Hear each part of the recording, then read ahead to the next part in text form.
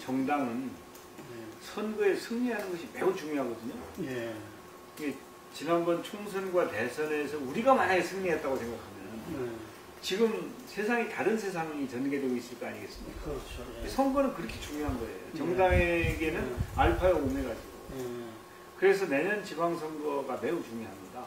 매우 중요한데 이제 이 정당이 특히 제1야당이 선거에 승리하는 것 자체를 포기하고 그냥 선거에 임하는 것은 있을 수 없는 일이에요.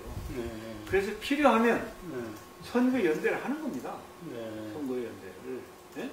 그런데 이제 지금 공교롭게 이석기 의원 사태가 생겨서 연대에 대해서 뭐 새누리당은 우리 책임이라는 뭐 그런 이제 그걸 확장해가지고 책임을 추궁하는 그런 상황에 대해서 이런저런 얘기를 할지 모르지만 원래 연대를 하는 거예요.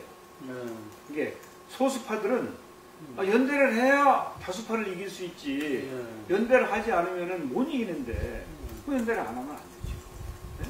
단지 그게 이제 그래도 뭔가 공통 분모도 있고 정책이나 정강에 있어서 서로가 이제 힘을 합칠 수 있으면 좋죠. 그게 똑같다면 사실 같은 당이 되어야 되니까 연대가 필요 없는 것이고 모든 당은 조금씩이라도 다 다르죠. 그러냐 그 다름은 인정하면서 선거에 승리하기 위해서 연대하는 것이 옳은데 그러나 지금처럼 이석기 그룹과 같은 그런 이제 국민적인 공분을 사고 있고 또 우리가 보기에도 이건 문제가 있다 하는 그룹과는 연대를 자제해야 되겠죠. 그렇지만 기본적으로는 선거를 위해서는 연대를 하고 또 연대를 통해서 승리하고자 하는 것이 저는 정당의 기본적인 그 태도라고 봅니다. 예, 우선 그 검찰 책임론을 주장하는 사람들은 정말 뻔뻔스럽고 역사 인식도 없고 세상에 뭐에 바르고 그런지도 모르는 정말 터무니없는 사람들의 행태이니까 그것은 귀담아 들을 필요가 없는 것이고요. 그 검찰이 아니 그렇게 명백한 증거와 자료가 있는데도 김용판이가 했듯이 그렇게 하라는 얘기 아니에요. 예? 그러면 이 나라는 어디로 가겠습니까?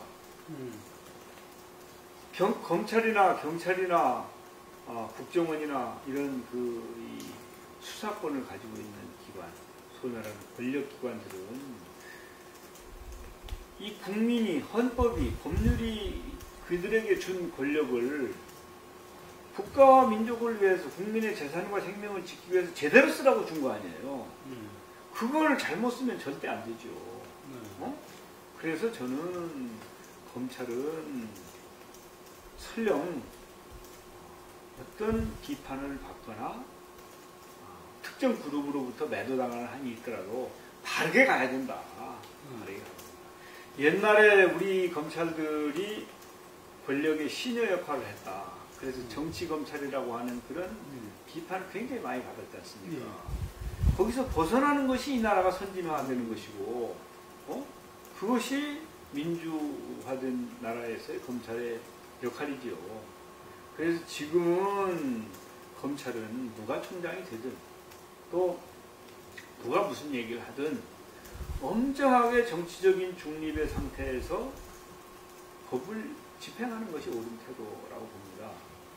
그런데 왜 하필이면 그 총장의 개인사에 대해서 마치 이 김용판 청장이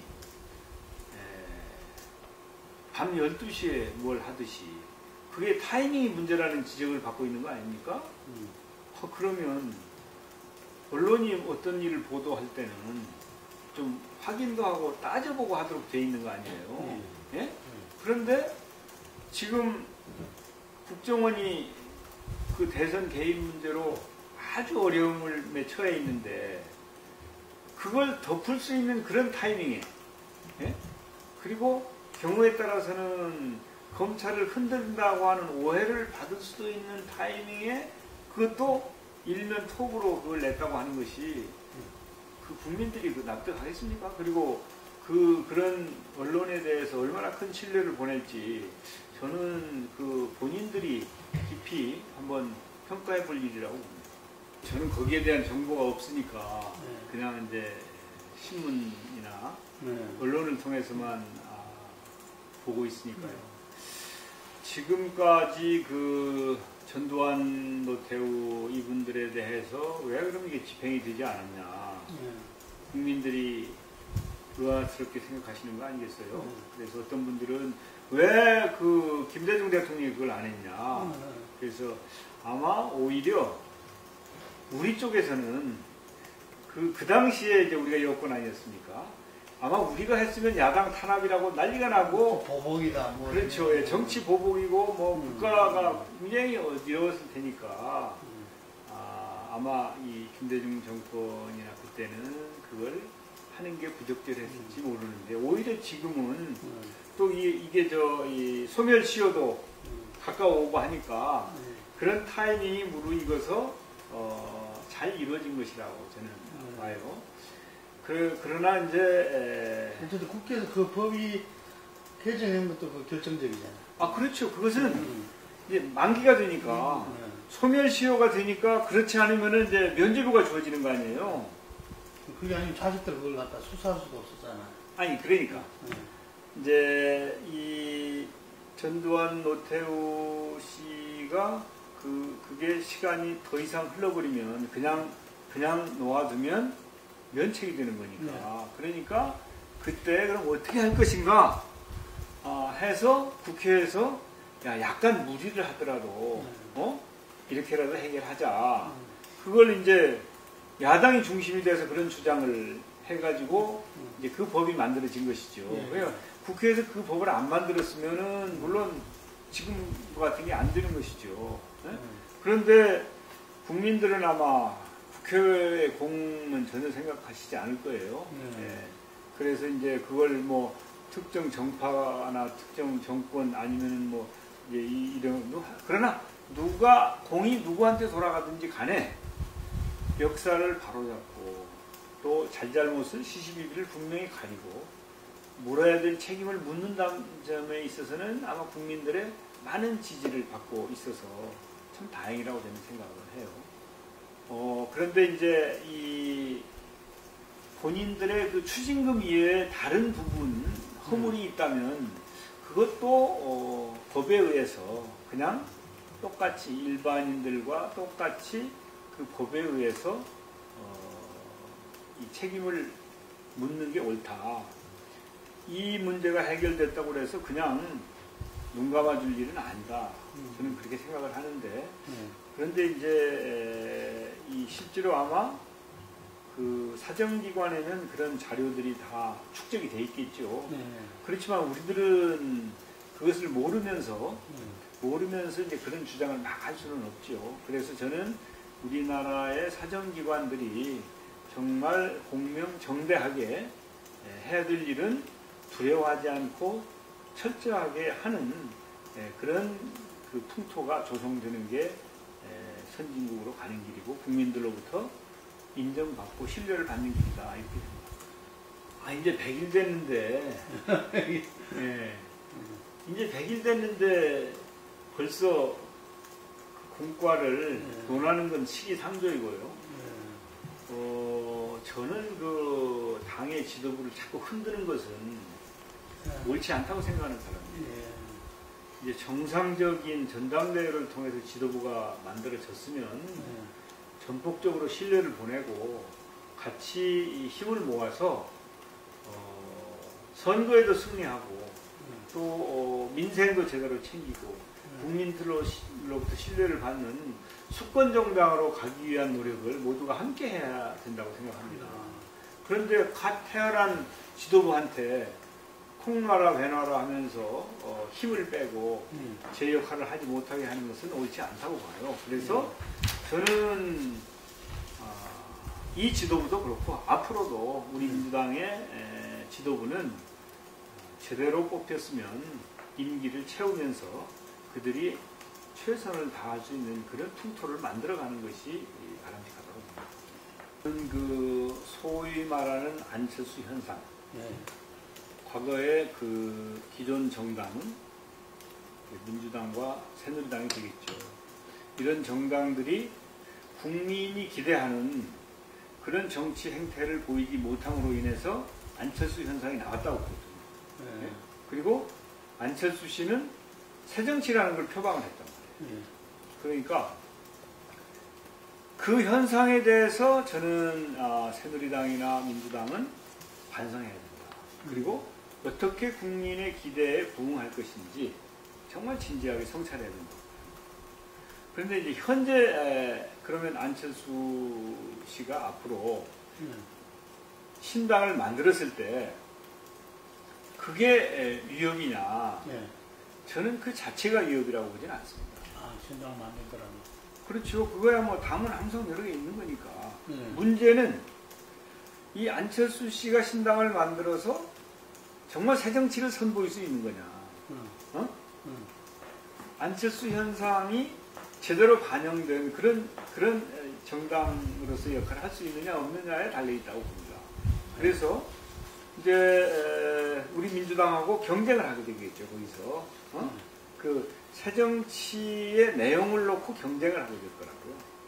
그래서 저는 그 경쟁을 피할 일이 아니다. 어차피 안철수 현상이라고 하는 현상이 나타났고 또 그것을 제대로 어느 정당이 그런 국민의 뜻을 잘 받들고 수렴해서 국민의 기대에 부응하느냐에 따라서 그 정당이 앞으로 국정을 맡을 수 있는 수권 정당으로 성장할 수 있을 것이라고 보기 때문에 그래서 이 내용을 가지고 이 안철수가 신당을 한다면 그 정당과 경쟁을 제대로 해야 된다. 만약 그 경쟁에서 민주당이 지면 민주당은 좀 더 어려움에 처할 수 있겠죠. 그러나 뭐 그 신당 그 자체가 문제라고 보지는 않습니다. 그럼 겪어야 된다. 글쎄 뭐 꼭 이제 그렇게 속단할 필요는 없을 것 같아요. 이제 아무래도 그 지지층이 겹치는 측면도 있죠. 있는 것 같은데 또 경우에 따라서는 뭐 3당 구도가 되면 또 새누리당 지지층에서도 이탈할 수 있는 소지도 있을 수 있고 그것은 앞으로 각 정당들이 어떻게 국민의 신뢰를 얻어가느냐에 달려있기 때문에 지금 현재 상황만 놓고 뭐 꼭 그렇게 되면 선거에 패배한다. 뭐 일반적으로 보면 이제 선거 구도가 마치 2대1 구도로 되는 것처럼 보여서 그런 걱정이 있는 것은 사실이죠. 그렇지만 지금은 이제 그런 걱정하지 말고 어떻게 좋은 인재를 발굴하고 이 국민의 뜻을 제대로 받들면서 새로운 정치의 모습, 변화된 민주당의 모습 이런 것들을 국민에게 보일지 그걸 고민할 때이지 아직은 무슨 연대니 뭐니 이런 정치공학적인 문제를 고민할 단계는 아니라고 봐요. 이제 의회 권력에 대해서 매우 그 비중을 많이 두는 사람이에요. 사실은 이제 옛날에는 제왕적 대통령제여서 거의 이 대통령 1인 지배가 가능했었는데 김대중 노무현 대통령을 거치면서 의회 권력이 많이 컸죠. 많이 이 의회 권력의 영향력이 커졌거든요. 그래서 어떻게 보면 제도 개혁을 하고 미래를 향해서 나아가려면 의회 권력을 확보하는 것도 매우 중요하다 생각을 해요. 그리고 이제 과거는 미래의 거울 아닙니까? 만약에 작년도에 총선에서 승리했다면 대선이 어땠을까? 그런 생각을 해보면 사실은 총선가 매우 중요하다. 그렇게 생각해요. 그리고 실질적인 국민의 삶의 질이나 민생 문제를 다룸에 있어서는 대통령 권력보다 의회 권력이 저는 더 중요하다고 생각해요. 그래서 이 시점에서 우리는 20대 총선에서는 꼭 의회 권력을 교체하겠다고 하는 그런 확고한 목표와 준비 태세를 갖추어 나가는 것이 현실적이다. 이제 어떻게 보면 2017년 대선은 아직도 멀고 그 앞에 2016년에 20대 국회의원 선거가 있기 때문에 그 준비를 잘 해 나가는 것이 오히려 현실적이다. 그래야 이제 2016년, 17년 총선 대선에 승리해서 정권 교체를 할 수 있다. 또 이제 내년 지방선거 결과가 역시 그 총선에 영향을 미치죠. 그러니까 지금은 뭐 2017년 걱정까지 지금 할 수는 없고, 이제 아직 지금 새 정권에 이제 잉크도 지금 안 마른 상태 아닙니까?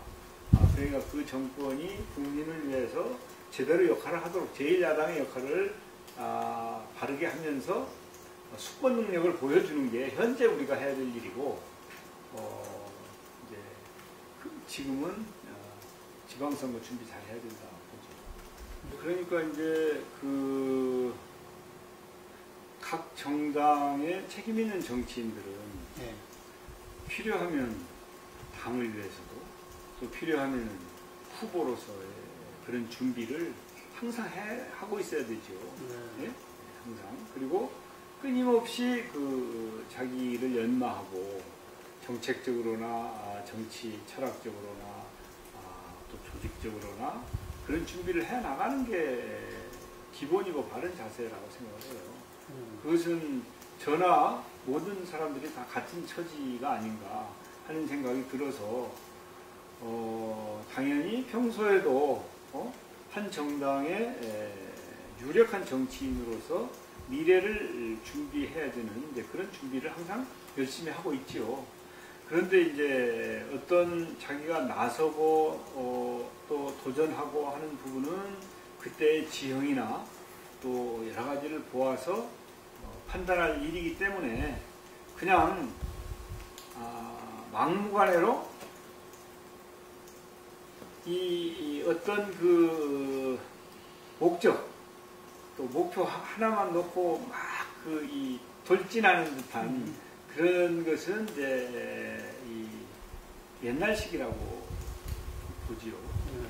그래서 항상 자기가 부름을 받았을 때 거기에 응해서 제 역할을 할 수 있는 준비를 해 나가는 것이 정치인의 바른 도리라고 생각하고 저도 이제 그런 자세를 견지하고 있죠. 차이가 있죠.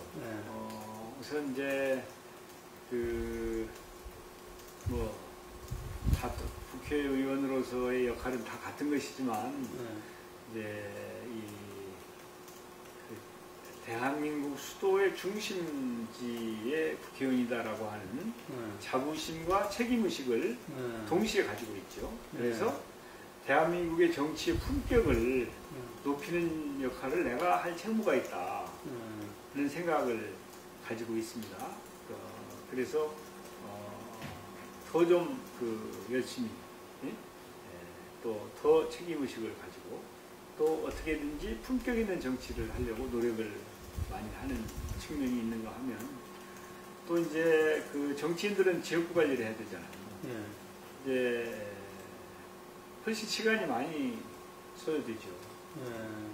또 이제 저로서는 새로운 지역구니까 그래서 요즘은 지역구에서 시간 매우 많이 보내죠. 그러면서 소통도 하고 스킨십도 강화하고 또 그러면서 이제 제가 새롭게 배우는 종로에 대해서 배우는 것도 많고 그래서 저는 아주 그 보람 있고 즐겁게 그 종로에서의 정치 활동을 해나가고 있죠. 그러니까 지금 현재 박근혜 정권의 그 국정 운영 방식을 보면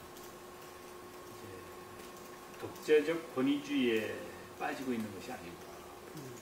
1년에 지금까지 쭉 그 국정운영 스타일이나 상황들을 보면 최근에 그 국정원 사태나 또 대통령이 야당을 대하는 태도 이런 것도 보면 이건 좀 지나친 그 권위주의, 그것도 그 과거에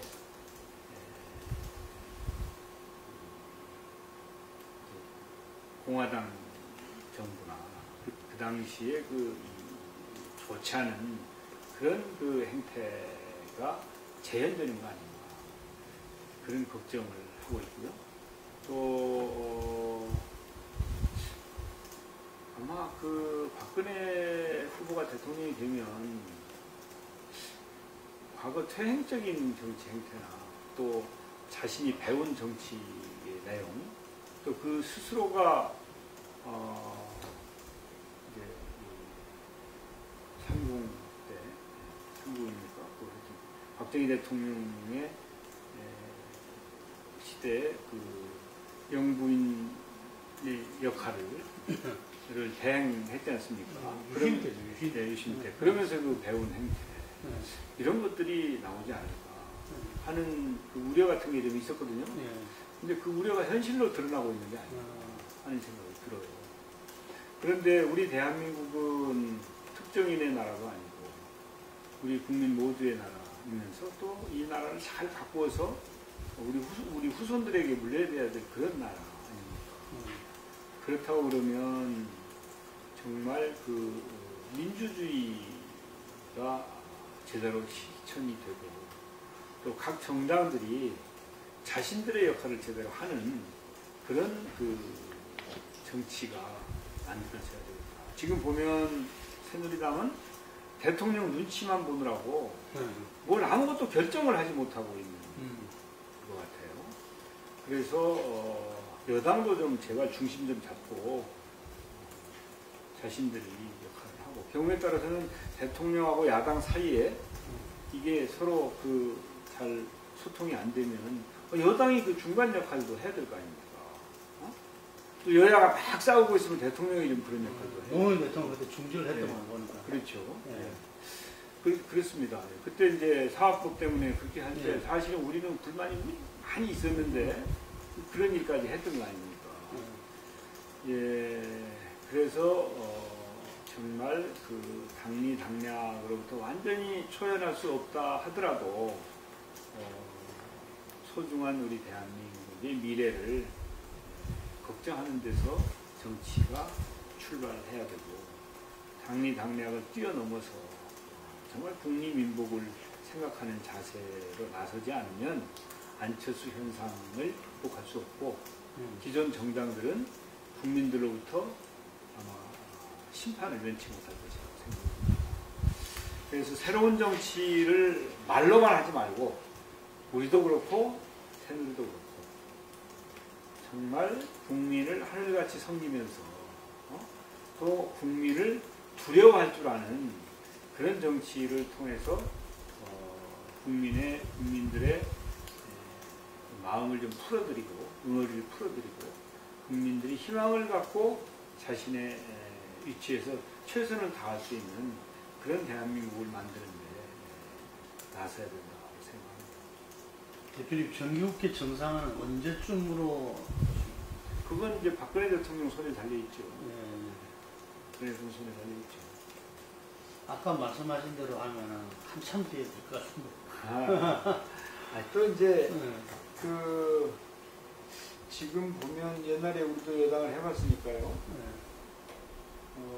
아마 말은 안 하지만 대통령이나 여당이 현재 상황에 대해서 걱정이 많을 거예요. 그리고 또 책임의식도 느낄 테고, 그렇다 보면 일방통행을 하고 자신들의 주장만 고집하지 않고, 또 이제 좀 필요하면 양보도 하고, 또 야당을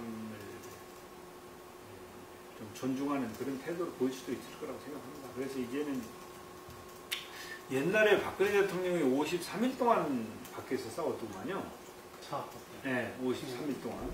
근데 이제 벌써 우리도 한 달이 넘었잖아요. 그러니까 뭐 옛날에 그 자신이 하던 거 생각해보면 또 야당 입장도 생각하겠죠. 이래서 정권 교체가 필요한 거예요. 그렇습니다. 오늘 인터뷰 여기까지 하겠습니다. 감사합니다. 고맙습니다.